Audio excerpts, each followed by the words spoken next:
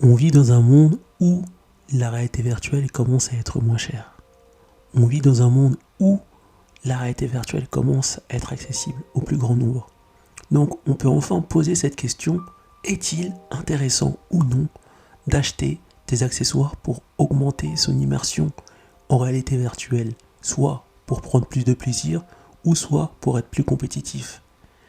Je vais tenter de répondre à cette question à travers cette vidéo. Premièrement, à travers mon histoire, à savoir pourquoi j'ai investi dans des accessoires matériels pour augmenter le réalisme en réalité virtuelle, et également à travers l'histoire de d'autres personnes qui ont également investi, acheté des accessoires pour augmenter le réalisme en VR.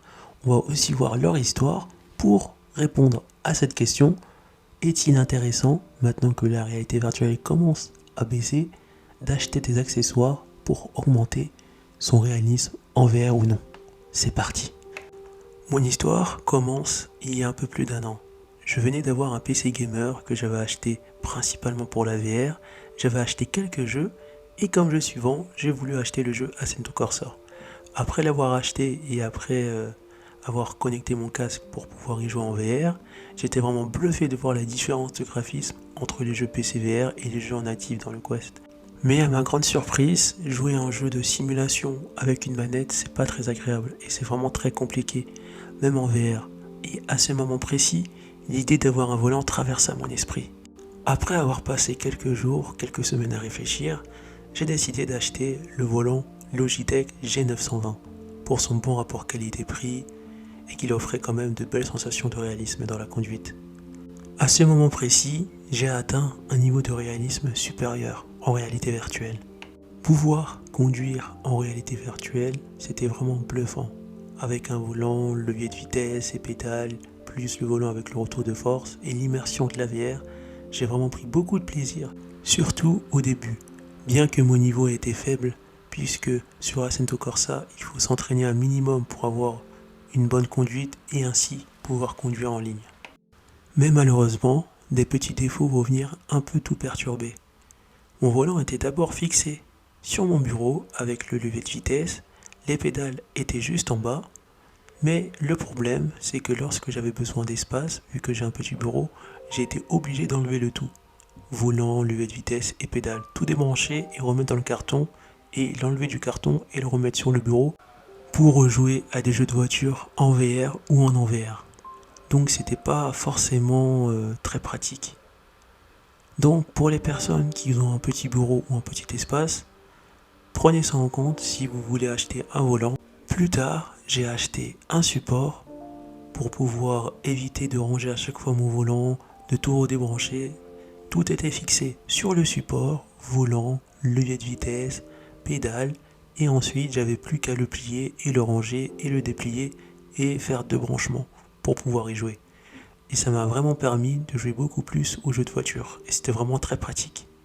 Une fois ce problème réglé, je me suis rendu compte de d'autres problèmes.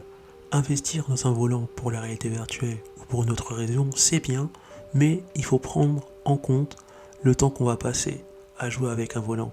Pour la simple raison que j'ai vu beaucoup de personnes acheter un volant, le pack complet, parfois même la chaise, exprès pour conduire, pour que ça soit plus immersif, pour au final tout revendre au bout de 4, 5, 6 mois. Pourquoi ? Il faut prendre en compte qu'il n'y a pas forcément une grosse communauté dans les jeux de voiture en réalité virtuelle et même en VR, donc c'est une information à prendre en compte, et aussi le fait de devoir, si on n'a pas assez de place sur son bureau, tout ranger, tout débrancher et le remettre quelque part pour tout ressortir et tout remettre, ça prend du temps et ça peut décourager pour jouer, ou bien pour les personnes qui achètent tout pour pouvoir y jouer de manière posée, confortablement tranquille, chaise, support pour le volant, etc.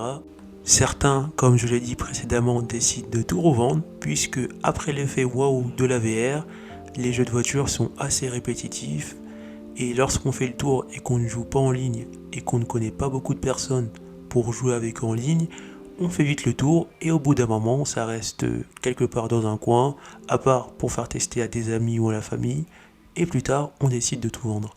Donc moi, si vous achetez un accessoire VR, que ce soit volant ou bien un autre accessoire, vous devez prendre en compte si Vous allez passer beaucoup de temps à jouer, au moins 1 à 2 fois par semaine.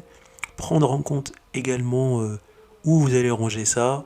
Prendre en compte l'espace qu'il faut pour ces accessoires, que ce soit un gun qu'on va voir juste après, ou pour le volant, parce que il faut quand même un minimum de place pour profiter pleinement de ces accessoires.